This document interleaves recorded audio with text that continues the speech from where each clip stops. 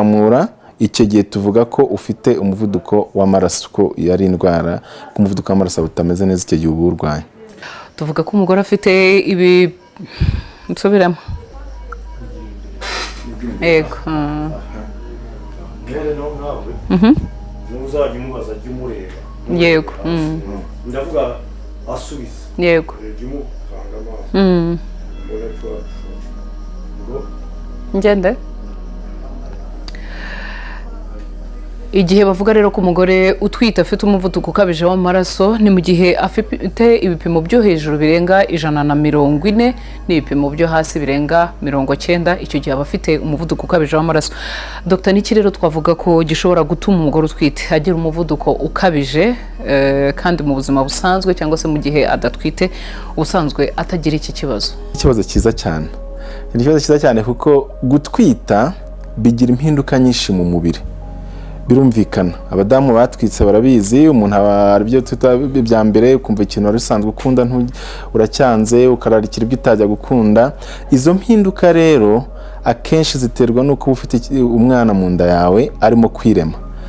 Uko umwana arimo kwirema, nk'umuvuduko w'amaraso by'umwihariko ikiwutera ni ingobyi y'umwana. Impamvu binakunda kuza hafi mu gutwita bigezemo hagati nuko ingobyi y'umwana nibwo ibiri kujya ifata kuri nyababyeyi kugira ngo izabashe kumugaburira. Ku bw'amahirwe make rero hari igihe iyo ngobyi y'umwana mu kwirema yinjira muri nyababyeyi, hari ibindi bintu yohereza mu mubiri bigatuma imiyoboro y'amaraso idakora neza, none umuntu agatangira kugira umuvuduko w'amaraso atarawusanganwe yarasanzwe ari muzima. Nongereho ko akenshi na kenshi niyo bamaze kubyara mu byumweru 12 bivugwa ni hafi amezi 3 nyuma yaho abenshi biragenda kongera akaba muzima. Hanyuma se umugore utwite ariko agatinda kumenya ko afite ikibazo cy'umuvuduko ukabije w'amaraso, ni izihe ngaruka bishobora kumugeraho? Umugore utwite ubundi busanzwe tubashishikariza kujya kwisuzumisha kwa muganga. Kimwe mu bintu tuba ducunga umuntu wese wagiye ni gufata umuvuduko w'amaraso ngo turebe ko umeze neza. Iyo rero aramutse atabimenye, mbonere kuvuga ko nyine ni ikibazo tugifite, kuko harabaza ko kubona ko byakabije nkuko turaza kubigeraho. Burya bitangira byoroshye ariko kutayimenye bigenda birushaho kuba bibi. Umuvuduko w'amaraso ubwa mbere na mbere ushobora gutuma umwana apfira mu nda. Icya kabiri ushobora no guhitana mama we, bombi bashobora kubahitana bitewe nuko ugenda bangiriza izindi ngingo z'umubiri. Nkuko turaza kubigeraho ni indwara isa n'ifata umubiri, ingingo zose z'umubiri. Donc ni ikintu gikomeye atabimenye, ushobora gutuma umwana we apfira mu nda, ushobora gutuma na mama bapfa, cyangwa se bigatuma umwana avuka igihe kitageze, cyangwa se umwana ntakure neza mu mubiri, ugasanga umwana avukanye ituro duke cyangwa se akavukana ibindi bibazo. Muri make ni indwara ikomeye cyane. Akenshi muri menya wirinde akenshi dukunze gushingira cyane ku bimenyetso, kubera ko nk'umuntu ubu dukurikiye wenda kugira ngo agire courage zo kujya kwisuzumisha, akenshi nuko wenda hari nk'ibimenyetso dushobora kuvuga yakumva kimwe cyangwa byinshi mu byo twavuze, wenda harimo icyo afite akaba yavuga ati nanjye wajya kwipimisha. Kubera ko turabimenyereye nubwo atari umuco mwiza, akenshi umuntu ajya kwa muganga kwisuzumisha cyangwa se kwivuza ari uko yaraye ku musongo, sibye ko ibingibi atari byo. Umugore utwite udukurikiye wenda muri kano kanya cyangwa se uzatwita umwaka utaha cyangwa se mu mezi ari imbere, ni nk'ibihe bimenyetso ashobora kwiyumvaho ku buryo wenda ashobora gukeka ati wasanga umuvuduko w'amaraso wanjye utameze neza, reka njye kwisuzumisha? Hari ibimenyetso birahari. Wenda ikigorana nuko rimwe na rimwe muri byo hari ibyo umudamu aba yumva n'ubundi asanzwe agira mu buzima busanzwe. Akaba niyo mpamvu dushishikariza abadamu, iyo utwite n'ubusanzwe umuntu wese agomba kwivuza, ariko iyo utwite byo n'umwihariko. Icya mbere cyo nubwo uba wiyumva ariko nta nubwo uzi mu nda uko hameze, kuko ukeneye kugira umuntu ukurebera. Kimwe muri ibyo bimenyetso impamvu mvuze ngo benshi bumva ari bisanzwe ni ukubabara umutwe. Akenshi na kenshi abadamu nyine bishyiramo ko iyo umuntu atwite akunda kugira umutwe akagira akantu k'isereri, nyamara ikindi kimwe mu bimenyetso mpuruza by'uko umuvuduko w'amaraso ushobora kuba wazamutse. Uyu mutwe uriye umuntu ntabwo umwanzuro wo kujya kugura paracetamol, ahubwo umwanzuro ni ukubanza ukisuzumisha mu gihe muba gufatira bya mbere, bakabanza bakareba ko umuvuduko w'amaraso wawe ukomeza. Harimo kubabara umutwe. Ikindi cya kabiri, iyo byakomeje ugatinda babara mu nda hano hejuru. Iki kindi rimwe na rimwe atangira kureba ibikezi, akabundi ibintu ikintu yakibona akakibonamo ibintu bibiri, cyangwa se rimwe na rimwe ukamera nk'umuntu bakubise urushyi ukabimwe tuvuga ngo ni ukurora inyenyeri ukabona utuntu tusa n'utuguruka imbere yawe. Ibyo byose ni ibimenyetso bigaragaza ko umuvuduko w'amaraso uri hejuru, cyane cyane ku badamu batwite. Umudamu utwite abonye kimwe muri ibyo yihutire kugera kwa muganga kugira ngo byibuze barebe ko hari ikintu bamufasha kuri bakabigarura kiri hafi. Ikindi akenshi na kenshi nk'ubisanzwe acika intege, ashobora no kujya kubona akavuga ati ariko ko nanyoye amazi ariko najya kuyagarika. Ibyo bivuga ko none impyiko zatangiye gufatwa. Ubusanzwe ntabwo tuba dushaka ko bigeraho, kuko iyo bigeze aho ngaho kugukurayo n'umwana mwembi biragorana. Ariko niba umutwe ukuriye ihutire kwa muganga, niba ubona amaso utareba neza ihutire kwa muganga, niba mu nda hakurya kenshi na kenshi baratekereza bati buriya ni igifu, kuko abadamu batwite bakunda kurwara igifu, nyamara gishobora no kuba ikimenyetso cy'uko umuvuduko w'amaraso wazamutse. Biba bivuga ko umwijima wawe watangiye kugira ikibazo. Ibyiza ni uko igihe ugize ikibazo nk'icyo gera kwa muganga byihutirwa. Mbere bajyaga bavuga no kubyimba amaguru. Ubusanzwe abadamu benshi babyimba amaguru, ntabwo kikiri ikimenyetso mpuruza cyane, ariko nanone iyo amaguru abyimbye ni byiza kugera kwa muganga bakagufatira umuvuduko w'amaraso bakareba ko ari amaguru abyimbye gusa bisanzwe byo gutwita, cyangwa se ko abyimbye afite n'ibindi bintu byabiteye. Hanyuma se nanone wenda udukurikiye muri kano kanya afite umuvuduko ukabije w'amaraso mu gihe atwite, byaba bishobora kuzakomerezaho wenda na nyuma y'uko yibarutse? Nubwo mu gutangira twavuze ko umusanzwe nyuma y'imyaka 12 bisubira inyuma, ariko hari abo bidasubira inyuma none bigakomerezaho. Mbese bikaba nk'aho ari umuntu wari usanzwe afite ibyago byo kuzarwara umuvuduko w'amaraso, noneho bigasemburwa n'uko atwite, byarangira nyuma bigakomerezaho. Niyo mpamvu niyo amaze kubyara tubashishikariza ko akomeza kuza tukamukurikirana, tukamusuzuma, tukareba ese koko wa muvuduko w'amaraso wari waratewe no gutwita gusa wasubiye inyuma cyangwa byarakomeje, kuko hari kuri kigero runaka, hari pourcentage runaka ikomeza bigakomerezaho, ugasanga umuntu akomeje kugira umuvuduko w'amaraso. Usanga nyine umubyeyi utwite ari bungabunga, ni nka bya bindi wa muvugo ngo uri mwiza mawe, vuga ati ugenda wigengesereye udahuga wanga ko mpugana. Umubyeyi utwite kenshi aba yifuza ko yabyarira amezi 9. Umubyeyi utwite akagira ibyago byo kurwara umuvuduko ukabije w'amaraso, cyangwa se akagira ikibazo cyo kugira umuvuduko w'amaraso ukabije, abashobora kubyarira igihe. Icyo ni ikibazo cyiza, ariko ngira ngo ku kibazo gisubiye kivuga yego cyangwa oya biragoye. Ndavuga ngo biterwa. Icya mbere nkuko twayereka tubivuga, biterwa n'igihe umuntu aziye. Iyo abantu babibonye hakiri kare niko no kukuvura byoroha. Reka tuvuge ko byose byagenze neza, umuntu agiye ku kigo nderabuzima cyangwa se agiye kuri clinique nk'ahangaha turi, tukamukurikirana tukabibona hakiri kare, turamufasha tukamuha imiti yo kugerageza kugira ngo umuvuduko w'amaraso tuwusubize ku murongo. Ubusanzwe nubwo abadamu tubabwira igihe bazabyarira, ariko kuri ya tariki yo kubyara burya ushobora gukora ibyumweru 3 tuba tuvuga ko umwana akuze. Ubundi niyo ntego ku muntu ufite umuvuduko w'amaraso, igihe tubashije kuwukontorora tumubyaza hagati y'icyumweru cya 37 n'icyumweru cya 38. Ni kuvuga ngo hagati ye kubura ibyumweru 3 ku itariki twamubwiye no kubura ibyumweru 2. Icyo gihe tuba twagize amahirwe. Ni umuntu yaje kare, yakurikije n'inama twamugiriye, yafashe n'imiti neza. Urumva ni impande ebyiri, ni uruhande waje atugana n'uruhande rw'umuganga. Ariko hari igihe aza noneho umuvuduko w'amaraso uri hejuru cyane, kubera ko atabimenye yaje atinze, ku buryo kuwukontorora, ndavuga kuwisubiza mu bipimo byemewe bigorana. Icyo gihe iyo bigoranye, byibuze nibwo wumva ngo umuntu ngo bamushyize mu bitaro, ngo bamubyaje ngo akana ngo kadashyitse, tukunavuga ngo ni premature. Burya kenshi na kenshi ndimo nabyibutse, kimwe mu mpamvu zituma abana bavuka igihe kitageze harimo n'indwara y'umuvuduko w'amaraso. Icyo gihe turamubyaza, akenshi na kenshi hano iwacu biba biri mu byumweru 30-32, hagati ya 30 na 34. Ukurikije ukuntu twebwe tubara mu Kinyarwanda mu buryo busanzwe aba ari hafi amezi 7, aba ari mu mezi 7 n'igice. Turamubyaza icyo gihe umwana akazajya mu byuma. impamvu tumubyaza ni uko nk'uko twatangiye tubivuga twavuze ko iterwa n'ingobyi y'umwana iba itarafashe nk'uko igomba gufata. So urumva ko umwanzuro ni uko ya ngobyi y'umwana ivamo, ariko ntiwakuramo ingobyi y'umwana umwana akiri muri saa umwana abanza asohoke ajye hanze noneho ingobyi y'umwana ibone kuvamo. So muri make ntabwo navuga ngo buri gihe yageza ku gihe cyangwa se ntiyahageza, biterwa n'uko yaje n'uko yakurikije inama twamugiriye. Ibi ngo biterwa n'igihe waje kwivuriza cyangwa se watangiye kwikurikirana, ariko nanone no gukurikiza inama muganga yakugiriye. Nanone impungenge umubyeyi agira ni uko ashobora kuba hari ikibazo yateza umwana we atwite mu gihe amutwite. Ahangaha wenda udukurikiye ashobora kuvuga ati se ko nagize ibyago byo kugira umuvuduko ukabije w'amaraso, nzabitera umwana wanjye? Ibyo birafasha kugira ngo tuvuge imwe mu mpamvu yo kugira umuvuduko w'amaraso. Ni bya bindi tuvuga ngo ni akarande. Akarande ushaka kuvuga ni mu muryango.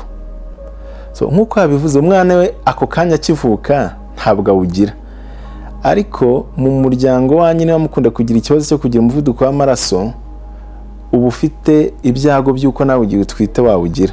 Ubwo ndashaka kuvuga ko tuvuge niba bya mwana w'umukobwa biba bishoboka ko nawe igihe azatwita yawugira kuko mama we yawugize, kubera ko kimwe mu bitera harimo n'impamvu zo mu muryango. Donc kuba umuryango wanyu ugira umuvuduko w'amaraso. Ikindi kigendanye n'icyo gisa n'icyo shamikiyeho, iyo wagize umuvuduko w'amaraso tuvuge ku nda ya mbere urimo kubyara umwana wa mbere, haba hari ibyago bingana na 20% by'uko n'utwita n'iya kabiri uzongera kuwugira. Bivuge ngo umuntu mu bantu 5 bagize umuvuduko w'amaraso batwite, umwe muri barongera akawugira ubukurikiraho. Bivuge ngo cyane wongera gutwita wagombye gusa noneho n'uwiyitaho cyane, nubwo umuntu wese agomba kwita, ariko wowe ugomba kurusha ho kubera ko uba ufite risk iruti y'abandi bafite. Umuntu umwe muri 5, burya umuntu umwe muri 5 ni benshi cyane. Ibi byose umuntu abyumvise, kubera ko ibyo ari byo byose harimo nyine n'izi ngaruka, wakwibaza niba hari icyo umubyeyi ashobora kuba yakora kugira ngo nyine yirinde kugira umuvuduko ukabije w'amaraso. Iki ni ikibazo cyiza. Imwe mu mpamvu zitera umuvuduko w'amaraso ku mudamu utwite cyangwa no mu bantu muri rusange harimo kugira umubyibuho ukabije.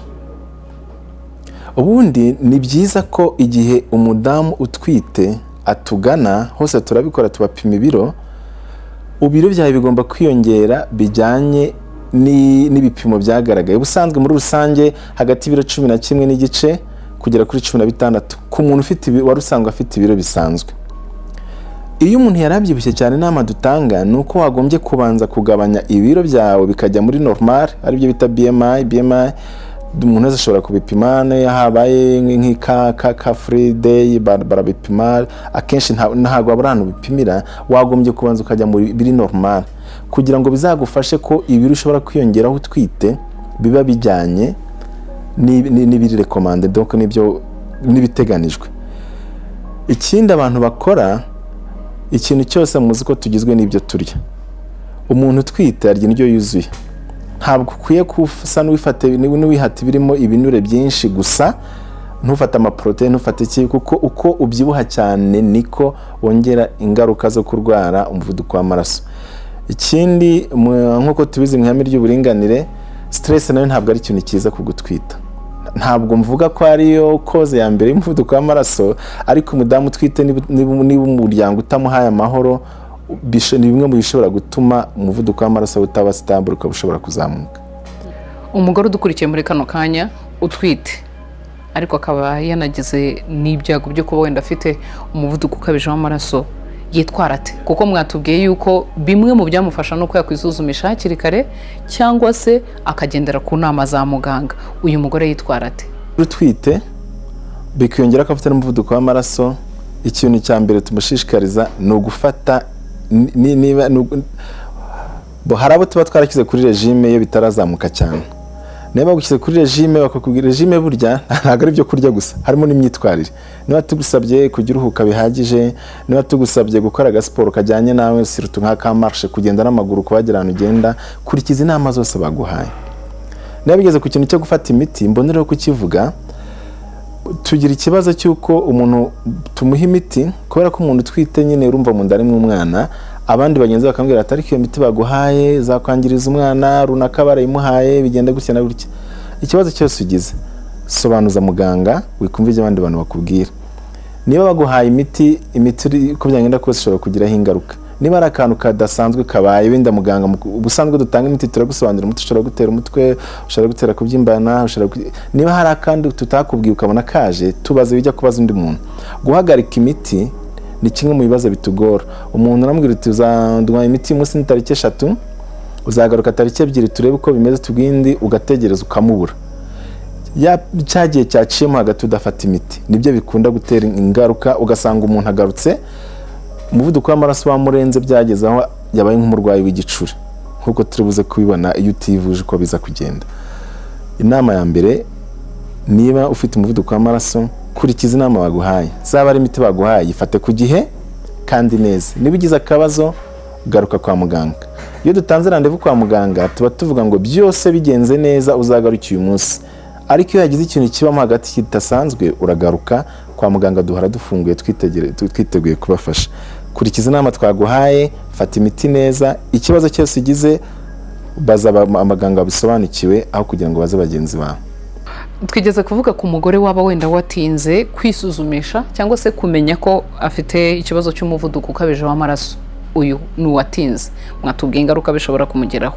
Turebe noneho wa mugore we ushobora kuba atarabimenye burundu yuko afite ikibazo cy'umuvuduko ukabije w'amaraso. Hari ingaruka ibyo ari byose nawe zishobora kumugeraho? Ingaruka ni nyinshi kandi ikibabaje ni uko ari mbi. Ntabwo ari ibintu byoroshye, ni ibintu bikomeye pe. Ubundi mudamu tumushishikariza ko yisuzumisha nk'uko gahunda ya Minisiteri y'Ubuzima iri, byibuze ubu tugeze ku nshuro 8. Inke zishoboka n'8, ariko bishobotse niyo barenzaho ntacyo bitwaye. Ariko turacyafite abantu bataritabira kwisuzumisha ku gihe, cyangwa se agatwita akabishyikira ibanga akavuga ati nzaba njyayo igize amezi 7, igize amezi 8. Izi ndwara z'umuvuduko w'amaraso nubwo mu Kinyarwanda twebwe tubyita ikintu kimwe, ariko kwa muganga burya dufite ukuntu twagiye tubitandukanye, ku buryo mu by'ukuri burya nibwo twavuze nk'aho ari imwe ariko burya nenye. Iya mbere nyine ni umuvuduko w'amaraso uterwa no gutwita, niyo twatinzeho cyane, nta niho bitangirira. Icyo gihe ni hahandi upima ibipimo ugasanga biri hejuru ya mibare nababwiye 140, guhera ku 140 kuri 90 kuzamura. Uburyo bwa kabiri ni indi ndwara bita pre-eclampsia. Icyo gihe icyo bivuga ko umuvuduko w'amaraso akenshi ushobora kuba waraje ntubimenye nk'uko mwambajije, ukakumika mu rugo umutwe wakurya ukajya kuri farumasi ukagura twa paracetamol, hano mu nda hakurya uti ni igifuburiya, ukagenda niba usanzwe nakirwara ugafata imiti, ariko ntukamenye ko hari ikibazo. Iyo byatinze rero bikagera ku indwara yitwa pre-eclampsia nayo igira uduce twinshi, ni hahandi noneho nk'uko nabivuze ngo ni indwara ifata hose, ni hahandi n'ubwonko bwa bwatangiye gufatwa, niyo mpamvu umutwe kurya cyane. Tukivuga ku bwonko cyangwa se iyo nervous system, ni ukuvuga ngo bigera nyuma imitsi ubwonko ntiba bukibona amaraso. Ko tuzirikane ko kimwe mu bitera umuvuduko w'amaraso, imitsi isa aho kugira ngo ikomeze, imitsi tuyifate nk'amatiyo, aho kugira ngo igumane ubunini yari ifite, buragabanuka kakaba akantu gato cyane. Iyo kabaye gato cyane rero ntabwo ubwonko bubona amaraso ahagije. Iyo butabonye amaraso ahagije nibwo uwo mutwe uza, nibwo amaso atabona neza, kuko amaso burya ni igice cy'ubwonko yafatanye n'ubwonko. Noneho icyanyuma kibi gishobora kubaho nibwo imitsi yo mu bwonko ishobora guturika. Ariko mbere yuko bigeraho bishobora gutanga indwara bita eclampsia. Twitwa twavuze pre-eclampsia, tukavuga na eclampsia. Iyo bigezaho hari n'igihe umuntu amera nk'ufashwe n'igicuri. Aha ndahatinda cyane kubera ko ntabwo muri societe yacu baramenya ko igicuri ari indwara isanzwe. Hari experiences zibabaje umuntu yagiye abona, umuntu akagira umuvuduko w'amaraso ntawivuze, akagira pre-eclampsia ntabimenye, bikagera bigira kuri eclampsia agatangira kugagara kamera nk'urwaye igicuri. Umwanzuro wo kugira ngo bahite bamwirukankana kwa muganga ukaba uko baramagara abantu bamwe bakamusengera, abizera Imana bakamusengera, bagira ukundi babigenza bagahamagara umuntu bakajya kuraguza. Umuntu akayigira tuvugenda yagize saa 2 za mu gitondo cyangwa saa 12, ukabona kugezaho kwa muganga mu masaa moya saa 2 z'umugoroba. Kimwe cy'umwana aba yamaze gupfira mu nda, kuko icyo bivuga niba ubwonko butabona oxygen n'umwana uri mu nda ntayabona. iyo umwana abuze umwuka wa oxygen ahita apfira mu nda. Icya kabiri, iyo umuntu afatwa n'igicuri barirumva ugasanga urumye yarurumye hafi no kuruca. Ikindi cya gatatu, bene abo bantu akenshi baza ubwonko busa n'ubwamaze gupfa, kuko urumva uko yagiye agira igicuri ubwonko ntibubona oxygen. Iyo butayibona serire z'ubwonko ni serire iyo zipfuye ntabwo ziregenera, ntabwo ari kwa kundi urwara igisebe ahantu kigakira hakaza inkovu, iyo zipfuye nta zindi ziboneka.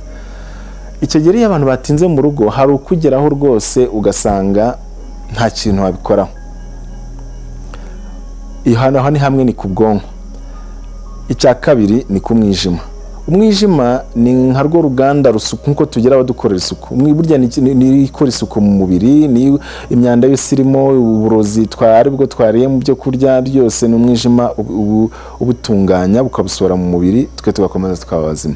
Iyi ndwara rifata n'umwijima, ku buryo imitsi yo mu mwijima ishobora guturika ukaviramo.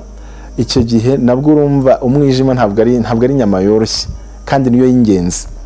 Icyo gihe rero ko wa muntu ugita ngo arwaye igifu kandi ari umwijima watangiye kugira ikibazo, nabwo hari igihe baza ugasanga umwijima neza rwose wangiritse, kuwuvura bikagorana. Ikindi ndacyari kuri preeclampsia, ishobora no gufata impyiko. Niyo mpamvu navuze ngo niba utwite ubusanzwe biri normal, umudamu utwite yagombye kujya kwihagarika inshuro nyinshi, nibyo biri normal, kuko impyiko ziba zikora neza cyane, ziyungurura cyane. Ariko iyo watinze umuvuduko w'amaraso ukazamuka n'impyiko zishobora gufatwa. Ikindi cya gatatu, preeclampsia cyangwa se n'ibyo by'umuvuduko w'amaraso binatuma amaraso atakaza ubushobozi bwo kuvura. Tekereza rero umuntu ugiye kubyara, n'ubusanzwe kubyara umuntu atakaza amaraso menshi ari muzima, noneho tekereza aramutse amaraso nayo yamaze kwangirika atavura, urumva uba ufite ibyago byinshi cyane by'uko ushobora kuva ntibihagarare. Kandi biragoye niba amaraso yizanye adahagarara, noneho nukenera kubaga urumva ko noneho birushaho kugorana cyane.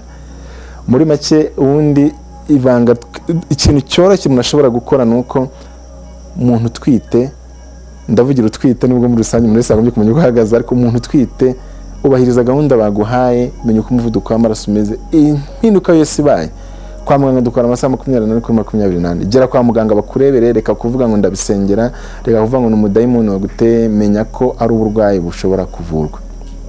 Mwatugiriye inama z'uburyo uyu mugore yakwitwara, ariko uyu mugore ari mu muryango. Umuryango ukwiriye kwitwara gute kugira ngo niba bishoboka tumufashe kwirinda kugira umuvuduko ukabije w'amaraso, cyangwa se niba anawufite tumufashe, kuko mwatubwiye ko biroroshye cyangwa se biranashoboka yuko ashobora kubyarira igihe, ashobora kubyarira amezi 9, ashobora kubyara umwana umeze neza utagize ibibazo byo kubura oxygen mu bwonko. Ubundi icyo dushishikariza abantu, mubaje neza ni n'ikintu tugomba kwitaho. Umugore utwite ubusanzwe umuryango wagombye gufashanya, ariko iyo bigeze ku mugore utwiteho, umuryango wagombye kumwitaho byisumbuye. Mfatira umwanya mbwira abagabo bagenzi banjye, gutwita nk'uko umwana bazavuka akaba umuryango, nuko n'igihe ataravuka n'ubundi aba ari umuryango, ndetse n'umutwita aba ari umuryango. Tugira ikibazo ugasanga nk'uwo mudamu yagize ibibazo, tuvuge nk'ibinaruze mvuga, niba umuvuduko w'amaraso uzamutse cyane, umutwe ukamurya, agacika intege, akabura ukaza. Birababaza cyane iyo umugore akubwiye ati nashatse kuza nijoro, ariko umugabo arambuza ngo ntabwo ari bugende nijoro, turagenda mu gitondo. Umugore utwite yitabwaho. Umugore utwite bamurinda stress. Ya regime twavuze ku bantu bataratangira imiti cyangwa se sport cyangwa ya miti twavuze twamuhaye, n'ubundi byoroha kuyifata iyo umuryango ugufashije. Ntabwo ari afere y'umudamu gusa ngo niwo bireba, ngo tawe ushobora no kumwibutsa. Turabizi twese abadamu batwite bakunda kugira akantu ko kwibagirwa kubera imisemburo iba yagiye ihinduka mu mubiri. Kaba umugabo umva ko hari inshingano zawe kwita ku mugore wawe no kumwibutsa gufata imiti. Mbonereho no kuvuga ko ubundi icyo dushishikariza abagabo, nubwo ibyiza nuko igihe cyose umugore utwite agiye